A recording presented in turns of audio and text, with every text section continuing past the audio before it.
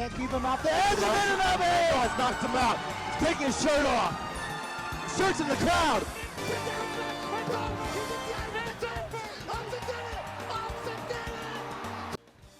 Melee has become one of the most successful esports in video game history, and it's still going strong for over 20 years. It's a game that's constantly evolving and introducing us to new innovations. I went to my first local Melee tournament in November of 2011, and I've been able to see firsthand how much the Melee meta has evolved over time. But one thing that hasn't changed much about Melee is its competitive rule set. For all of the years that I've been playing this game, the rule set is as follows. Each player has 4 stocks, the time limit of each match is set to 8 minutes, items are turned off, and there are stages that are specifically legal for tournament play. It makes some Melee players and spectators wonder, how did the community come together and decide upon this rule set? Well, we won't be talking too much about how the community came up with these in-game rule sets, but we will be talking about certain competitive rules that are added into the rule set in order to promote the health of the game, as well as discussing some unspoken rules of Melee that players abide by in order to enjoy the game more and to promote a healthy environment. So be sure to grab a snack and plenty of water, because this video is probably going to take a while. Axe gets the victory! Absolutely incredible set!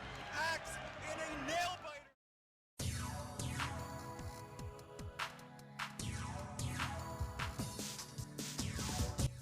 We're gonna dive right into this. Melee may seem like this beautiful angel that is only possible to be made through the miraculous power of God, but it's riddled with flaws.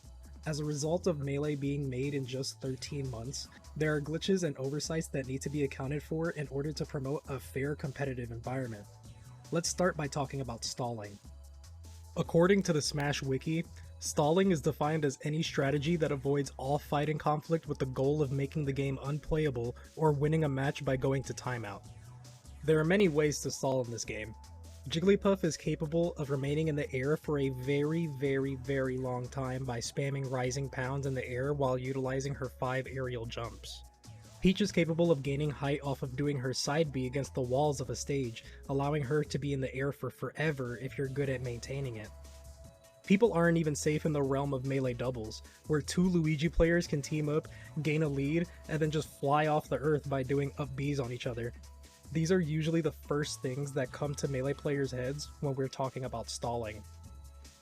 There are 2 glitches in particular that were immediate targets for banning upon discovery due to them being used as a stalling tool. Mewtwo's Soulbreaker glitch and Ice Climber's Freeze glitch are very similar with each other. Mewtwo's Soulbreaker glitch can be performed by utilizing Mewtwo's side B against the projectiles of any character.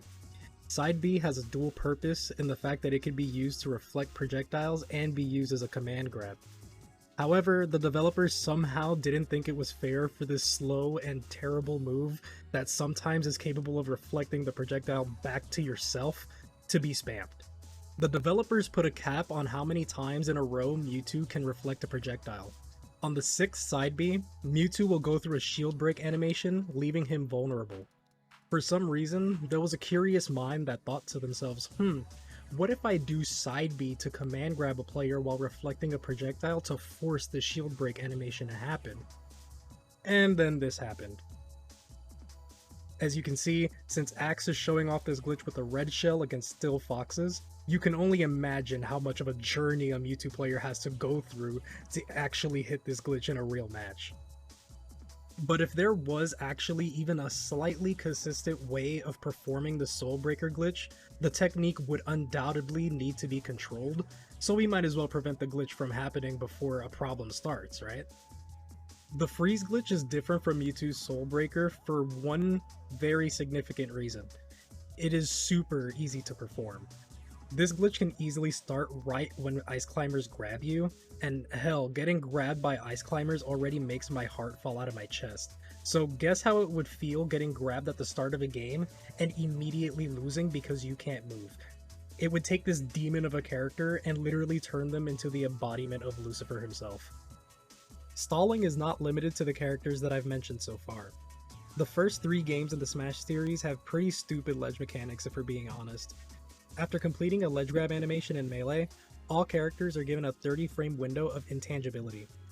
These 30 frames of intangibility can repeat itself every single time you grab a ledge, meaning you can just keep grabbing the ledge and stay invincible. Forever. You can just go to the ledge and keep yourself safe, and in some situations control the entire flow of the game by forcing your opponent to approach you in an unsafe way. This strategy is called planking. Planking was identified as a competitive issue pretty early in the game, and by the game, I mean Brawl.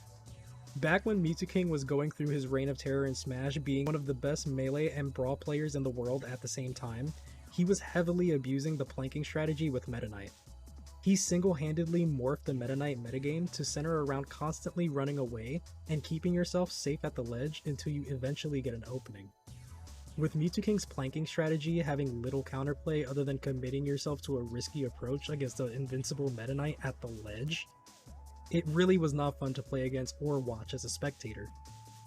The Brawl community thus came together and established a ledge grab limit to help nerf this playstyle and nerf Meta Knight. Some tournaments would have ledge grab limits as low as 30 ledge grabs. These ledge grabs in Melee and Brawl can easily be calculated at the end of a match by checking the results screen for the cliffhanger value. So the Brawl community took roughly 3 years to decide that ledge planking was a broken strategy. So how long did it take for the Melee community to realize this in their game? Almost 18 years. I think taking 18 years to realize how broken the ledge is in Melee is kind of insane. Ledge intangibility in Melee is so much stronger than it is in Brawl. This is because Melee gives the player the ability to waveland onto the stage from the ledge, giving you glint, or grounded actionable ledge intangibility, allowing you to land on stage from the ledge and be able to throw out an attack while remaining invincible. But glint isn't the reason planking is broken. Planking and ledge stalling are broken because every character in the game can do it, and they do it pretty well. Let's go back to Mew2King in Melee this time. He was a pretty notorious ledge camper both in singles and doubles, but what I'm going to show you right now is his worst example of planking. Mew2King, someone who loves talking about how only Puff deserves a ledge grab limit, is now making a strong case for himself. Mew2King vs Westballs at Saints Gaming Live 2017. Game 4 is where you start to see Mew2King begin to abuse the ledge as a way to bait Westballs to approach. When Westballs respects Mew2King's ability to cheese at the ledge, Mew2King decides to not fully commit to the planking strategy, but begins to change his playstyle to be more patient, resulting in Westballs being even more patient. Westballs ends up taking Game 4, and now Game 5 is starting on Fountain of Dreams. This is where Mew2King shows zero shame in his dedication to getting the W. After a minute and a half long struggle to get the first kill, Mew2King gets it with 152% on him, and then he just starts grabbing the ledge. Mew2King grabs the ledge in Game 5 a total of 101 times to time out Westballs with a percentage lead. This isn't the first time ledge grab limits have been discussed, but this ridiculous display by Mew2King really highlighted the set as a major reason as to why planking is problematic. When talking about the set that they played, Mew2King argued that Falco has options against this strategy, and that Falco could actually put pressure on the ledge, while Westballs claimed that this playstyle for Mew2King was non-interactive, and forced him into a situation where any commitment he makes is extremely risky. Just wave dash at a shield. You didn't even try to stop me. Play me. Why don't you play me next time? Dude, you weren't even trying to stop me. Because you're scared? No, because it's optimal. It was more optimal. You haven't lost to me and you're scared? It's optimal. I've never beaten Dude, you just stayed in one spot. Shut up, empty space for like a minute. Why would you do that? I went to the other side of the stage to let you get back on, and you just stood there for another 2 minutes. Dude, you didn't even try to take the ledge from me. Why would I? That's a bad risk. No, you shield the ledge. I can't grab you in midair. What? Invincibility. Yes, wins. but guess what? If you edge hog me once, I'm screwed. I'm dead. I'm dead. Just shield and then wave that shit to shield. Hit me when I get to it. You can always react. If I'm at 107, you can always react. And if I, you can't always react. No, there is an anti. You did. No, and that's why you won. As a result of this set, the ledge grab limit was officially set as a rule. Although the number changes from tournament to tournament, it is now a staple. But now I would like to address a different technique that also caused the rule change, and the history of this technique is pretty wobbly. Nowhere else to go. Oh, and that is gonna do it. That is going to be Nintendo Club. Taking a sip of water. He's not even holding the controller. All right, Nintendo getting his sweet revenge. That is going to do it.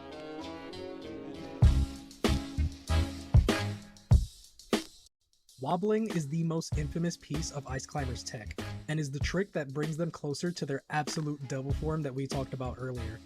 It's a very simple trick. If you end up getting a grab with your main climber and Nana is close by, you're able to alternate between pummeling the opponent and hitting them with F tilt and down tilt with Nana. The combination of these two attacks end up causing enough hit stun to prevent the opponent from breaking out of the grab before being hit by the next pummel. In simpler terms, it's an infinite that's possible off of grab. Now there are a lot of grabs happening in Melee all the time, but other characters need a lot more precision to get a true 0 to death off of a grab. Getting a 0 to death like this one that S2J gets on Lucky is insane, and it's incredibly impressive to watch. And now look at this 0 to death, where the player just presses A in a certain rhythm to prevent the opponent from playing altogether. Honestly, what is the point in learning the difficult punish of any other character in one of the hardest games to master, when you can instead make your whole game plan running away and fishing for a grab so that you can get a wobble? Wobbling was discovered by the Japanese Melee community, where the technique was promptly banned upon discovery for potentially being too broken. The story of wobbling in North America is way different though. North American tournaments started off banning wobbling just like Japan, but then whether wobbling was allowed became a TO's decision. As early as 2012 is when we started seeing wobbling become commonplace in local tournaments. This era is where an Ice Climbers player by the name of Wobbles was really shining. In fact, this technique, despite being used by several Ice Climbers before him, was named Wobbling because this guy is just such a legend.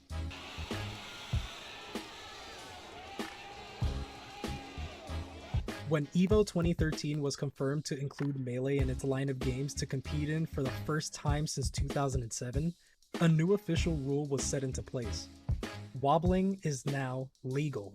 And coincidentally, this Texas Ice Climbers player had their best Melee performance in their career by going all the way to Grand Finals on winner's side, beating Lord, Shroomed, Mango, PPMD, and Hungrybox before finally being double eliminated by Mango, who tore through losers top 8 to conquer this Ice Climbers demon. Wobbling being legal brought a whole bunch of strong Ice Climbers players into the mix. Players whose whole goal is to base their neutral around getting a grab to set up a wobble. Not just wobbles, but players like DizKid Boogie, Nintendude, Army, and Boyd. This is also where hungry local Ice Climbers players started to get big wins, players such as Sun and JJM and Sharks. But this era also saw the unthinkable happen. Chudat, historically one of the best players of old school Melee, was able to show off how crazy he really is at this game.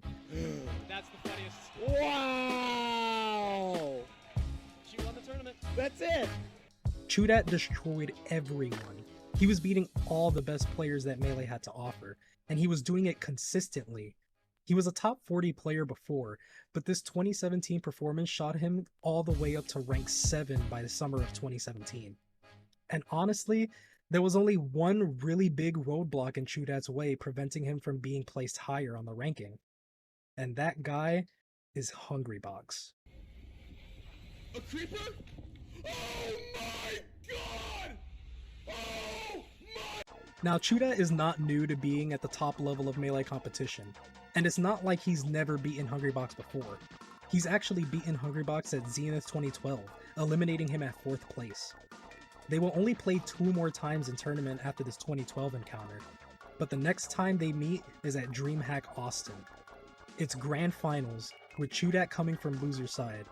Chudat takes the first game on Yoshi's Story with 2 stocks and both climbers alive. In game 2, Hungrybox's counterpick, Chudat is once again able to beat Hbox with 2 stocks left and both climbers alive. Hbox is in a tough situation. He's getting absolutely outplayed and outpunished by Chudat in every situation, and Chudat even seems to be playing more patient than him. Game 3, we see Hbox take a close victory before moving to Game 4, Chudat's counterpick, Final Destination. Hbox is able to gain a solid lead, being 2 stocks ahead of Chudat 3.5 minutes in. It seemed as if Hbox may have solved the problem, but Chudat hasn't given up yet. the game slows down quite a bit, as Chudat aims to damage Hbox as much as he can while committing as little as possible to not open himself up or his backup climber.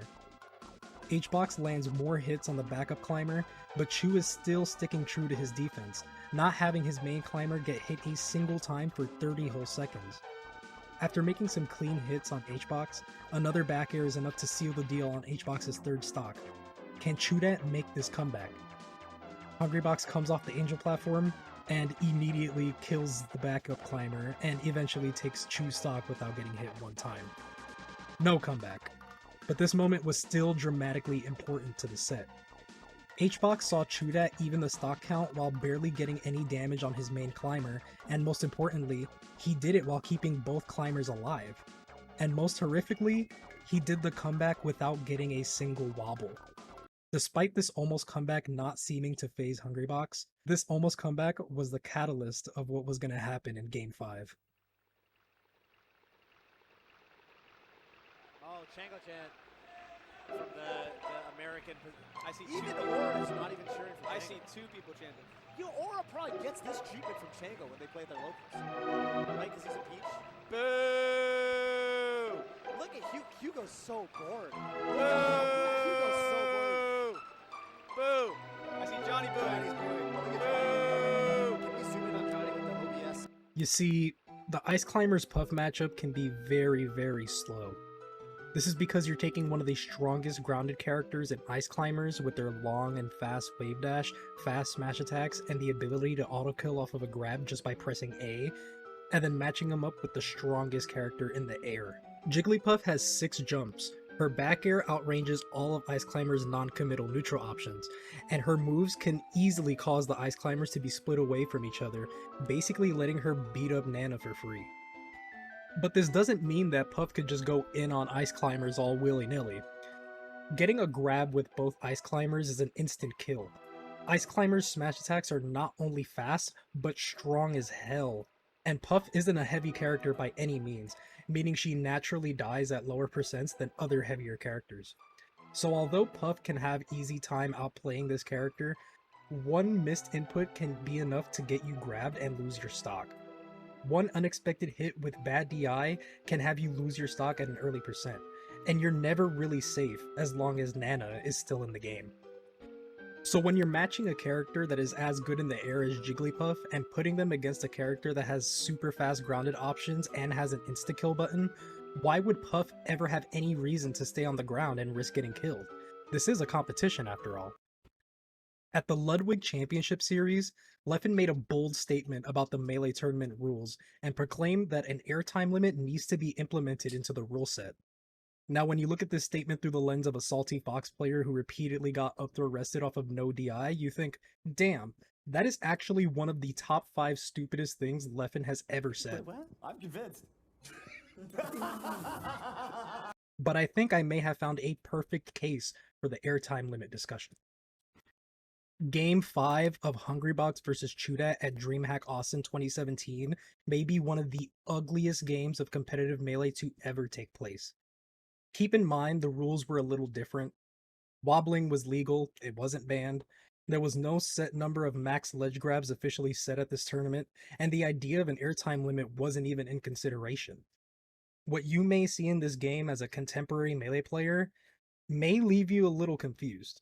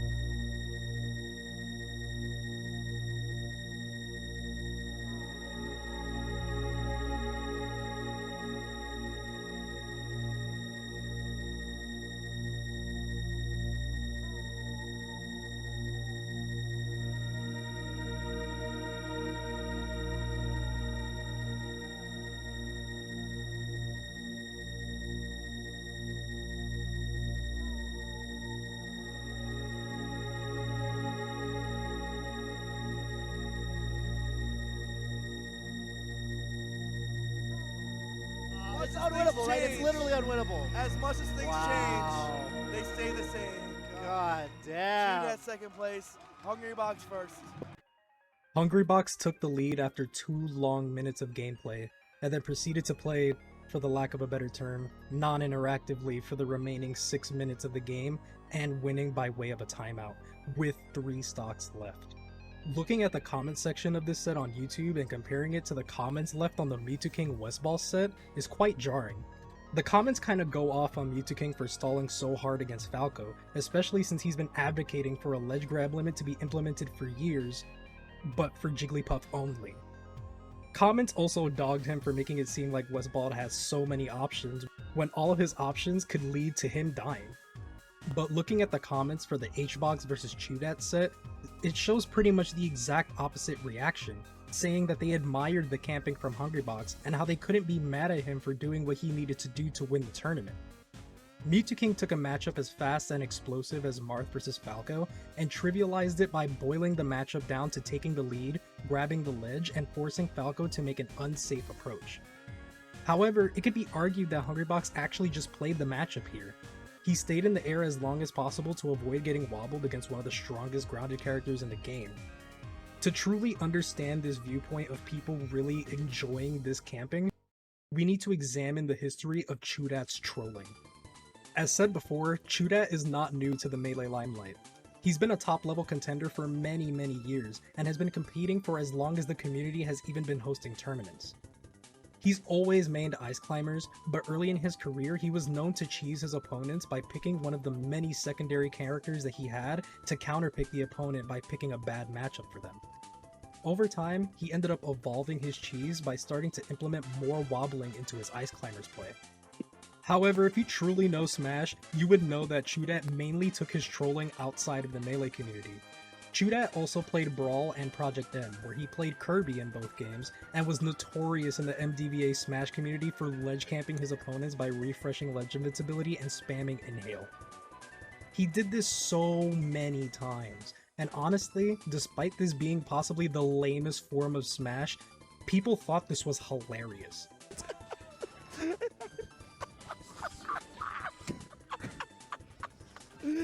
When Chudat exploded into the Melee power rankings during 2017, it was quite refreshing to see an old school player, let alone an Ice Climbers player, come back to becoming one of the strongest players in the world. Oh, oh my god.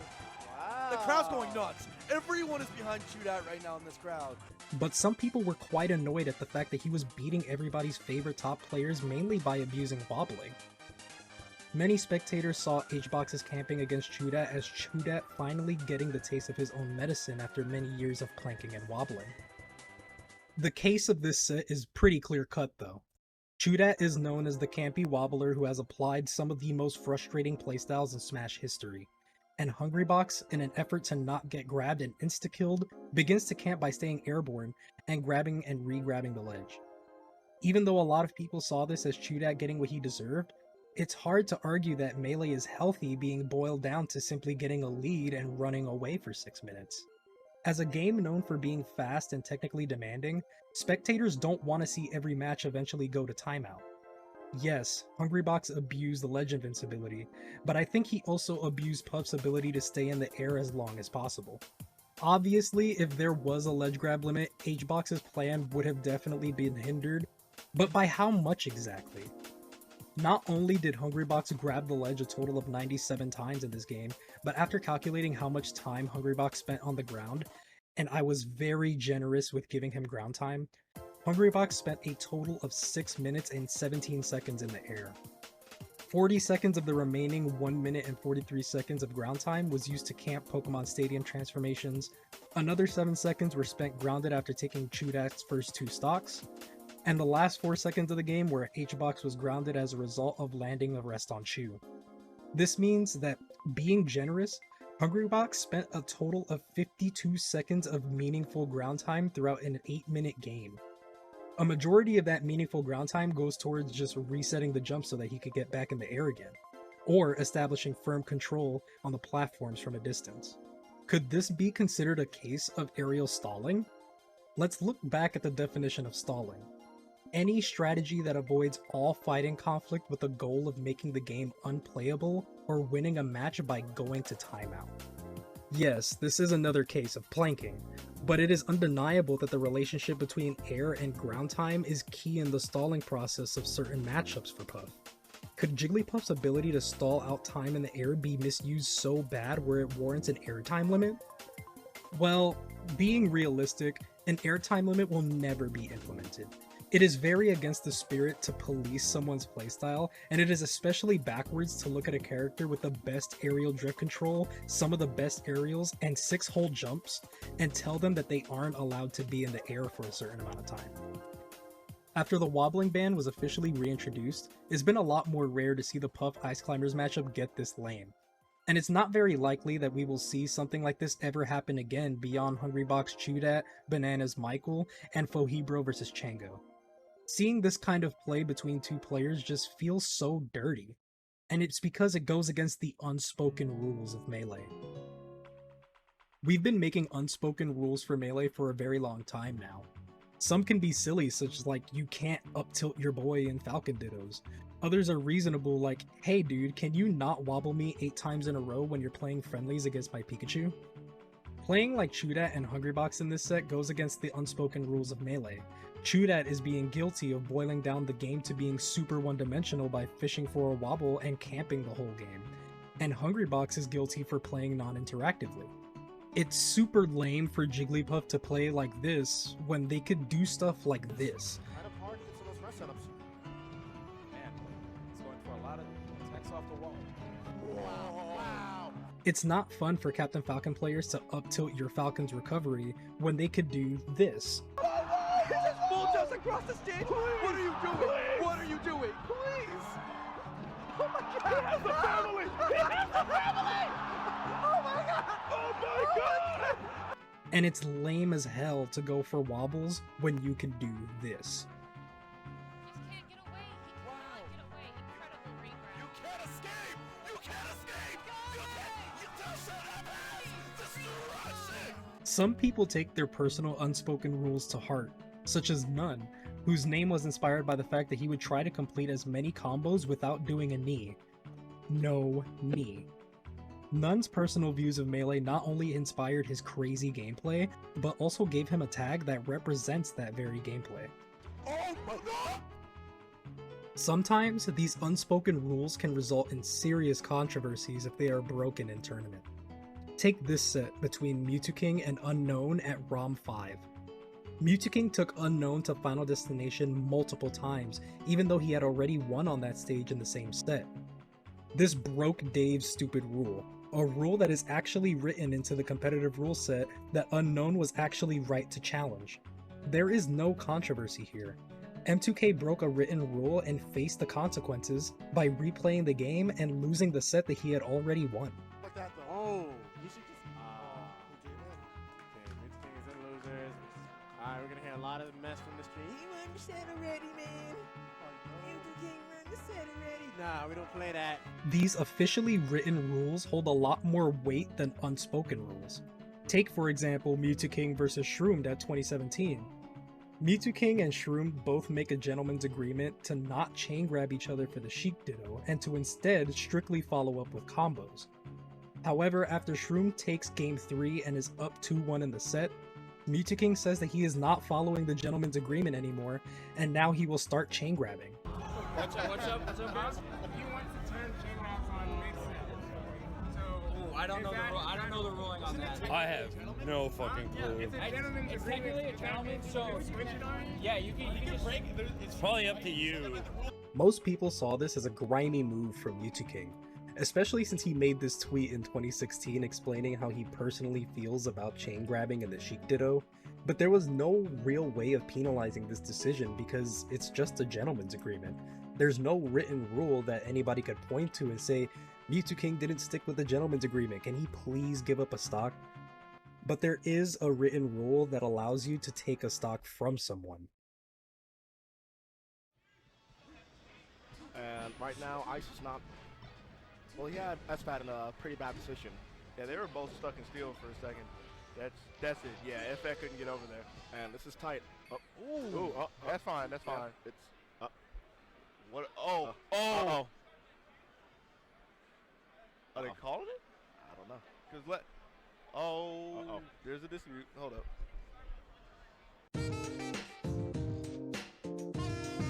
There is a rule that can be used against an opponent if they disrupt the flow of a match by pausing. If a player pauses in the middle of a game, their opponent has the right to call them out on that action and demand that they take one of their own stocks. If the player fights this rule, they are subject to forfeiting the game and sometimes even forfeiting the set.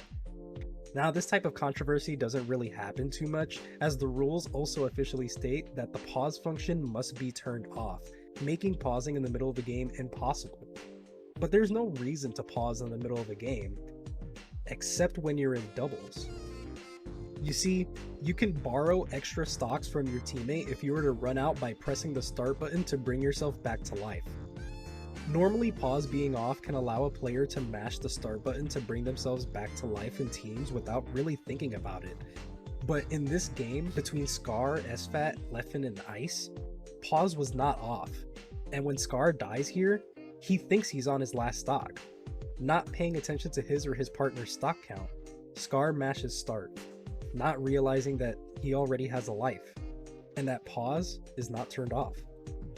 Normally when these kinds of pauses happen, we all kind of snap out of the game, unpause, and continue playing, accepting this as what it was, an accident. But Leffen is a competitor first, and he is not very concerned with how the wider Melee community views his decision that he's about to make. He calls out Scar and tells him to take his stock.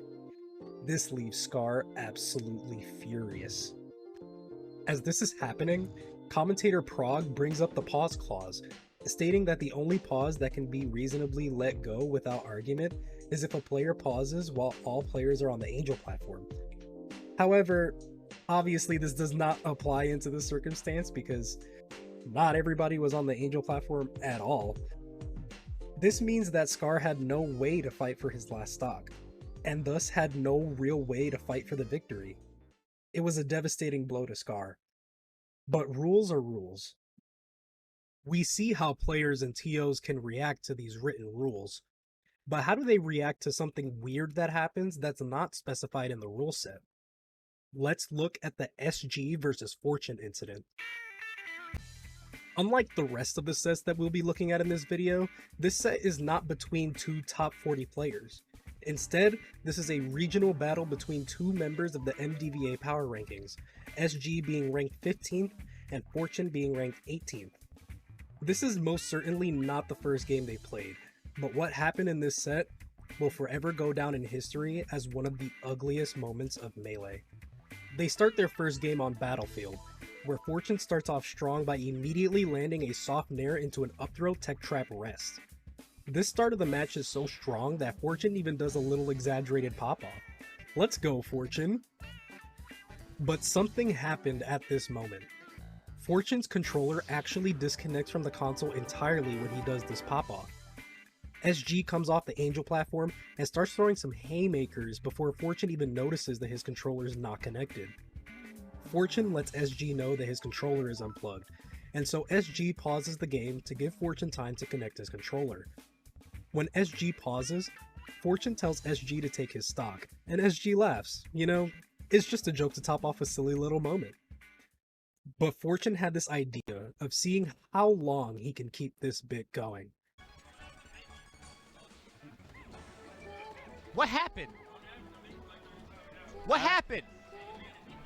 But your controller came out, right? So he paused so you didn't die? Did your controller come out? He paused because your controller came out. Wait, so you're making him SG? No, screw that, dude. Play. Screw that, man. As we know from Leffen's previous bout with Scar, if you pause in the middle of a game, your opponent has the right to ask you to take the stock. Even though SG paused to help Fortune connect his controller, Fortune was really curious to see how far this joke can go. Well, he tried, but quickly got shut down by commentator Omni. Clearly, the joke did not land well at all, leaving SG, commentators, and players in the venue kind of flabbergasted and not knowing exactly how to handle the situation that was unfolding before them. Omni just told them to screw that and just play the game. Now, it could have just been left at that, but this moment was so outlandish that the set went viral and was reposted on other YouTube channels and as clips on other forms of social media. These reposts were filled with people posting about and commenting on this moment between SG and Fortune, labeling Fortune as a grimy player who should never live this moment down. Melee players tend to have their moments that get recognized beyond the two people playing. Jmook's amazing performance at Genesis 8, getting second out of nowhere when most people couldn't even point him out in a room, that was his moment that brought him into the spotlight. Mango going to Pound 3 and getting first over Court, PC Chris, and Mewtwo King was his moment and made him a top player to fear, and what helped catapult him into the Melee Titan he is today. And this was Fortune's moment. This is what people knew Fortune for in the Melee community. Whenever Fortune met a new player in the community, they automatically recognized him as the guy who tried to grime out SG. He was constantly ridiculed online for being that scumbag who tried to call the pause rule on someone who's helping him.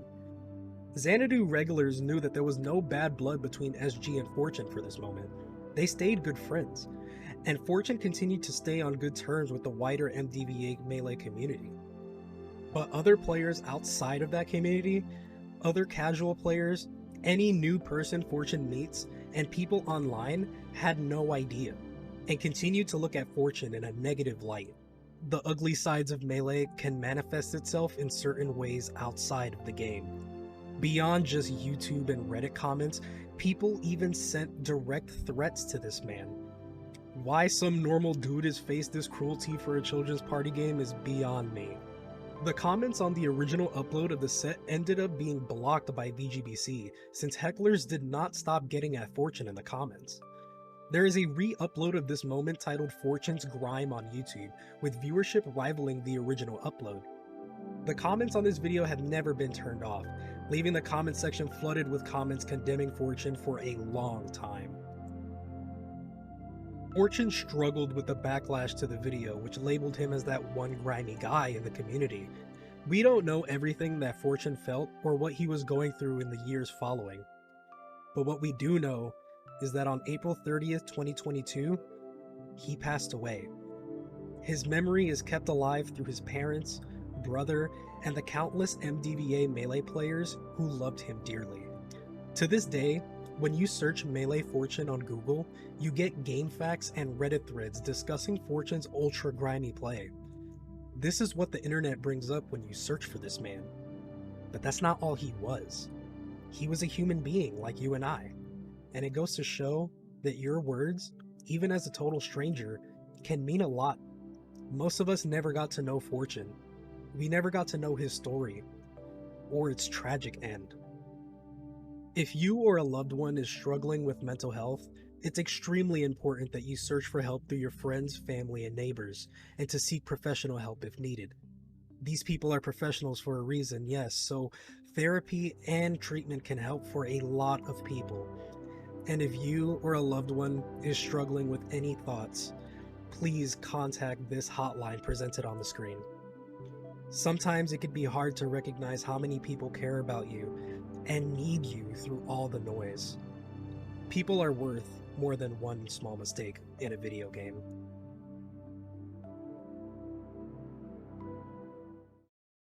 Whoa. I didn't mean to bring the vibe down personally, but I will show you something that will guarantee make you smile. Look at this. Half lead, it is really do or die for Chem, and it's only been a 2-minute game so far.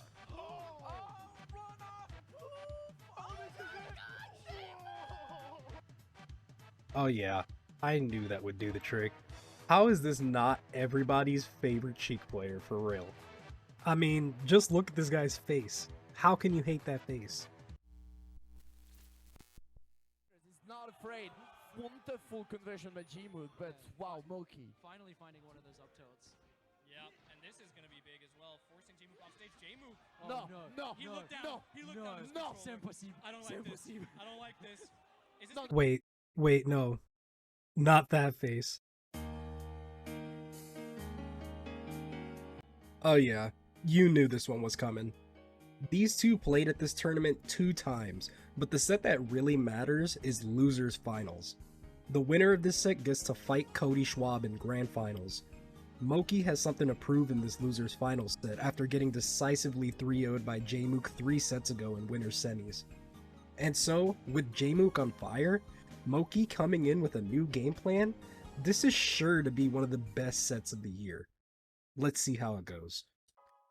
It starts off as a really close game, with Fox and Sheik repeatedly getting hits on each other, but Jmook gets a really explosive punish after Moky messes up his edge guard, allowing him to take Moky's stock and giving him a pretty sizable lead. Moky takes Jmook's second stock, but once Jmook gets this grab, he starts to absolutely style on Jmook in this brutal punish sequence. This may just be a repeat of what we saw in Winners Semis. Hey man, how are you this creative? It's so good. This should never work. It's only working because he's Jmook. Oh my god, and he misses the... He's finally human at that, but it doesn't matter. Like, he missed that forward edge. Moky goes to Pokemon Stadium for Game 2, and immediately comes out the gate swinging. Moky is able to steadily maintain his lead throughout the whole game, and not allowing himself to be in situations where he could suffer major damage from Jmook's insane tech chasing. Moky is hitting hard, and heavily controlling the neutral with his pressure-heavy playstyle. But Jmook's punish is so strong, and that allows him to even bring it back to a last stock situation. But then Moky hits him off stage and lands a routine edge guard. It's now 1-1. Jmook counterpicks to Battlefield for Game 3. Once again starts very even, but as both players have 3 stocks, Jmook gets a monster tech chase, establishing a daunting lead. But any melee player can tell you that 1 stock is not a lead, and Moky is able to quickly even the playing field once more. The game eventually gets to a last stock 0% battle, and Moky absolutely rips apart Jmook's last stock. Moky is now leading the set against the player that made a mockery of him in Winners Semis. All he needs is 1 more game, and he has a shot at facing Cody Schwab, and potentially winning Arca Melee 4. Game 4. Moky is able to do 49% of damage before Jmook gets solid damage, gets Moky off stage, and then Moky misses the side B recovery. It's okay, you can't let that bother you. What truly bothers Moky though is this gimp that Jmook gets the next stock. Moky turns the jets up in response, being able to even out the stock count at 84%, but Jmook quickly responds back. Moky knows he needs something big to make this comeback. He goes for an absolutely wild up air read, and it catches Jmook. Moky back throws him and... Wait, what just happened? Why did Jmook just fall to his death without moving? Why did Jmook have this reaction? Is Moky compelling Jmook like one of those vampires from Vampire Diaries? When Jmook respawns on the Angel platform, the answer becomes clear. Jmook is making inputs, but the game is not reading it. His controller became unresponsive in the middle of Losers Finals. Disconnecting and reconnecting wasn't working. There was no spare controller. It was over for Jmook at this moment. You can see on the player cam how this absolutely crushes Jmook, and how uncomfortable this situation has become for Moky as well. Jmook gets up to talk to Moky off camera, and Moky throws himself off stage. Okay, a little confusing. Is this going to be a 1 stock 0% rematch? I mean, we've seen plenty of those before as a result of sudden death and other weird moments, you know? Well, Jmook goes back to test his controller again, and sure enough, it works. But the whole game was interrupted and ended already, so what do we do now? You might be thinking, well, Jmook's controller disconnected on his last stock. He lost. Well, the TOs weren't entirely too comfortable with making that loss call, so they instead gave Moky an ultimatum. Either take the last game that was played, thus taking the set and going to Grand Finals, or replay the entire game all over again and continue the set starting from Game 4. Now Moky is faced with a dilemma. Does he take a game that he was just losing over something that Jmook could not control? Or does he continue to let Jmook play out the set? Moky, after seeing how much this disconnect affected Jmook, did not want to take this win.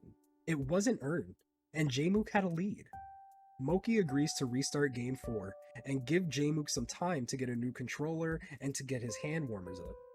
It took 6 minutes and 17 seconds to restart Game 4. Oh, 6:17. Whoa, the number returns. This game stays just as close as the last one, until this moment right here, where Jmook gets this goofy little combo, which starts a "Let's go Jmook" chant in the crowd.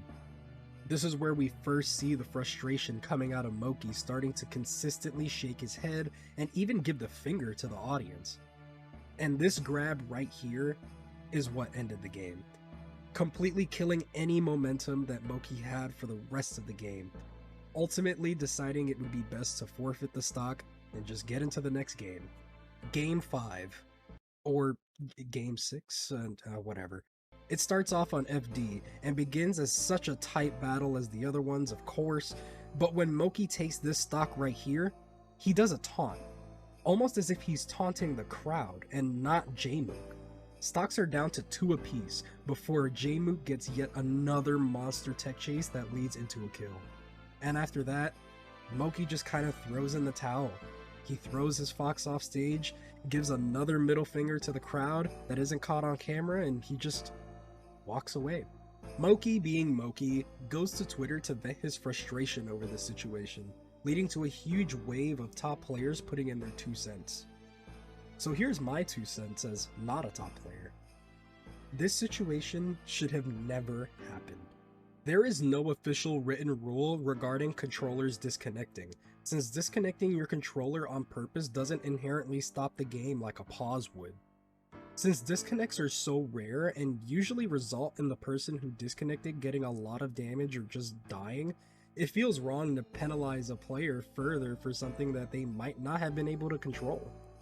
The best way to really handle the situation typically is by giving the player time to reconnect their controller and continue playing like nothing ever happened, or by agreeing to lose your stock for disconnecting. This lack of a disconnect rule definitely can cause issues with competition in the near future, and the main reason is this little fellow right here, the Phob.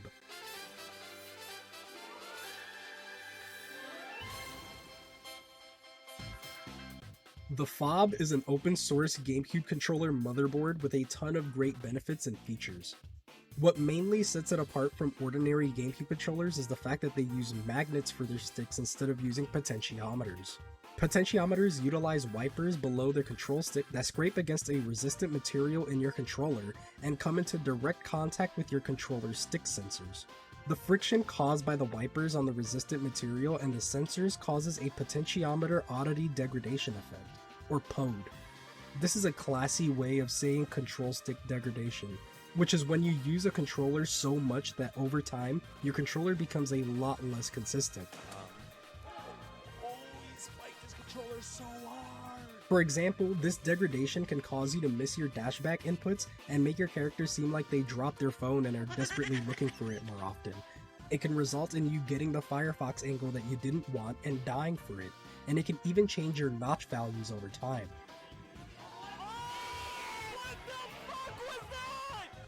The magnets in the Phob are so small that they do not come into direct contact with the sensors or any resistant material in your controller, meaning that there is no POD, and meaning that there's one less thing in your controller that you can worry about degrading. They are also extremely precise with reading inputs, being able to consistently hit the 1.0 cardinal extremes in all directions, something that no traditional GameCube controller is capable of doing consistently. The Phob also comes with helpful additional features. You can calibrate your controller notches with it, remap your buttons to allow for things like Z-jump. It comes with a snapback filter preventing you from turning around when you don't want to as a result of letting go of your control stick to move it back to the center. So let's be real.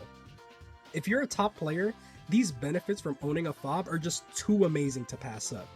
Getting all of these buffs to your controller will give you the upper hand against another player who does not use a Phob controller. This is why almost all of the top players right now are using a Phob.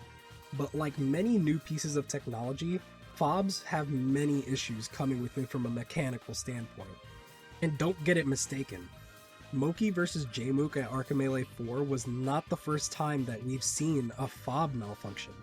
This happened to Jmook's controller at Fate 3 in the middle of summer in 2023 in Grand Finals against Zane as well. Twice. And not even that is the first time, because it could go even further back, with Hbox's Phob controller breaking down against Jmook at the Grand Finals of Wave Dash 2022. Those older Phob disconnects still got attention, but nowhere near as much attention as Moky vs Jmook at Arkham Melee. Mostly because of Moky's reaction both to the crowd and on Twitter, but also because this disconnect happened so deep into Game 4 that it mattered significantly more than the previous ones. And it just felt more wrong that Moky was put in a position where he was forced to make a decision about the tournaments that should have been decided by the TOs. Especially if it messes with the money that a competitor could potentially make. These top players are really not like most of us. Melee is not just a game that they love. These players are the best of the best competitors. They have sponsors who assist with paying for travel expenses and stuff.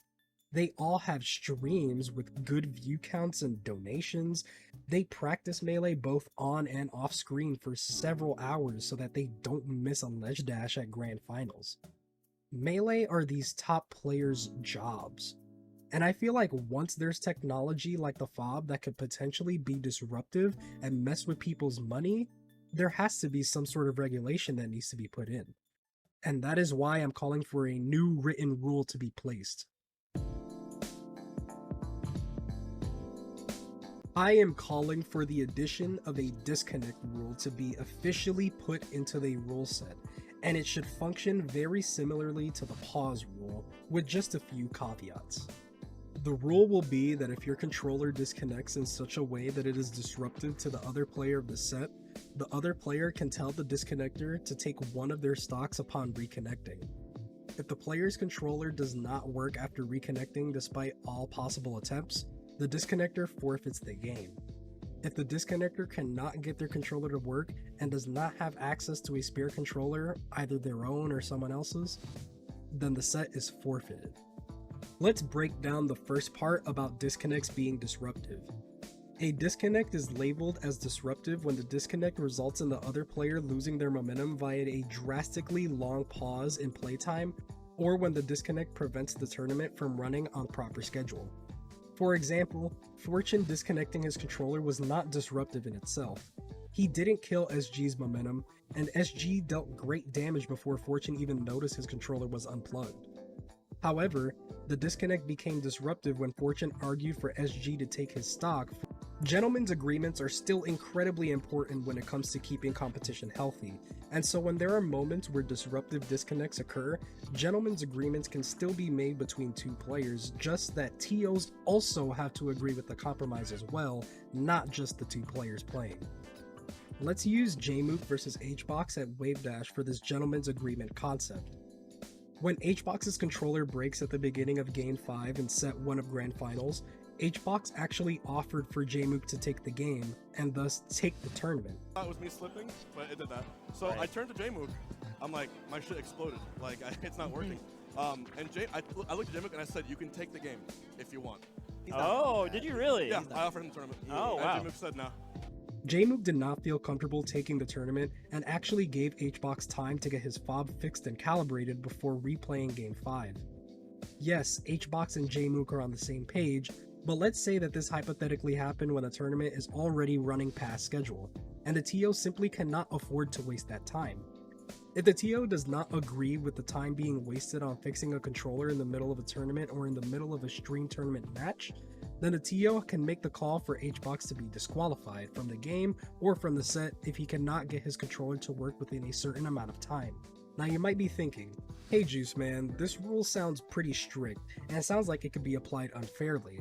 Is it really fine to penalize a player for their controller breaking like this? And to that I say, yes, this is quite strict, and can definitely feel unfair for the player who disconnected.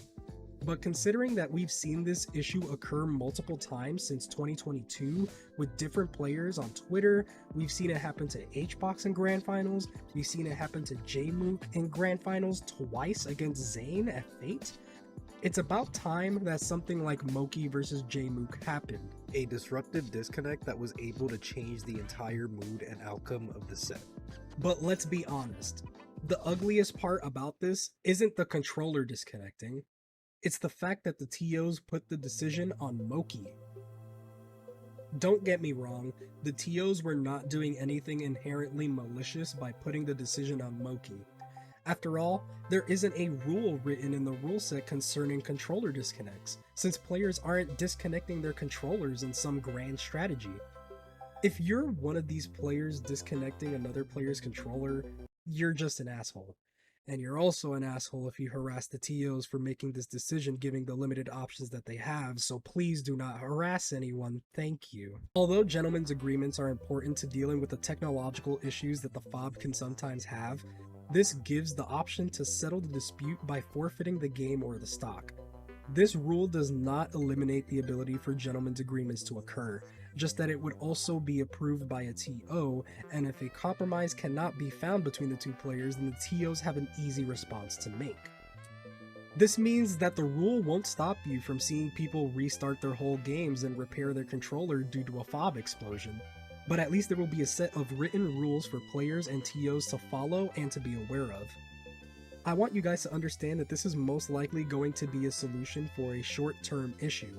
I can only imagine that the technology and manufacturing of Phob controllers will only rapidly improve as time goes on, eliminating the need for top players to have a skilled controller smith sitting right by their side in all of their sets in case an emergency repair is needed. But until then, we have to deal with the reality of someone's expensive cheater controller randomly crapping out on itself. Although the Jmook disconnect against Moky was very hard to watch, Moky still agreed to restart the game. But I'm telling you right now, it's not always going to result in this agreement. Eventually this disconnect will happen, except someone will get really salty about it. Someone can maybe learn to abuse this Phob disconnect maliciously if they are able to control it. These disconnects keep on happening, and conveniently, keeps on happening at big sets, in big tournaments, with high stakes. And if this is going to continue being an issue, I think the disconnect rule can be a better and more organized way of dealing with the situation if it were to occur. And it can be a rule taken much more seriously than an airtime limit. If this video taught you anything, it's that Melee as a competitive game, as a spectator sport, and as a community, is not perfect. But why would we expect it to be? This is why we have a rule set in the first place. And even if there is a rule set, rule sets can't prevent every ugly possibility from happening. Look at all of the rules we placed on stalling and the fact that basically all of the top tier characters can beat the low tier characters by camping the top platforms and going high in the air. I mean, in this clip you're watching right now, Solo Battle and Triff don't make any contact with each other for 32 seconds. Some games are going to be very slow. Others are going to be very fast. Some of the greatest sets in Melee's history feature wobbling in it, while the best ice climbers in the world from 2014 to 2015 didn't even know how to wobble. Every history has its ugly bits, and we're not going to stop seeing Melee's ugly side anytime soon. All I can say is, bring on the new year, and bring all of Melee's precious moments along with you. This is Juice Man, and remember, this game is to have fun.